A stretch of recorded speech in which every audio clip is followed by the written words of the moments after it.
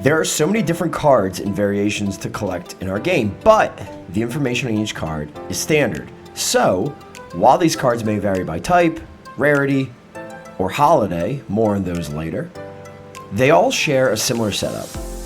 First things first, player name in the top left. Below that we have rarity, in this case the card's a super. Underneath that you'll find level and an area where you have set patches like Rookie Shield, Holiday Identifiers, and more.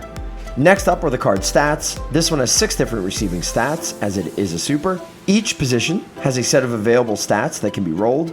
We'll dive deeper into that soon. And at the bottom left of the card you will find its type and quality, quality being that percent.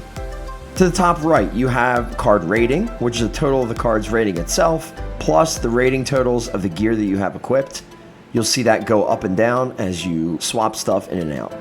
Below rating is a set of faded buttons that are used to do things like scrap unwanted cards, lock cards so that you don't accidentally scrap them, trade, upgrade, and more.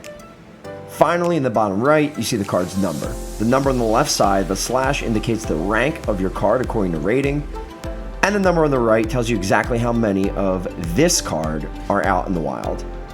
Also, keep in mind, cards that are not numbered, like the cards you get in your welcome packs, well, they can't be traded. To the bottom half, this grid section adds up the total points provided by each stat type and gives you a clear fantasy point total that you can expect when one of these hits in competition. The first row shows all of the passing stats, the second is rushing, and finally receiving. At the bottom of every player card, you'll find up to 6 open slots. Here, you'll be able to equip gear that corresponds to the card's specific team. For instance, the player that we're looking at is a Cincinnati wide receiver, so you can equip it with up to 6 pieces of Cincinnati-specific wide receiver gear. Each piece of gear also has its own set of stats and points, and these numbers add to the fantasy point totals in the player's grid for ease of understanding.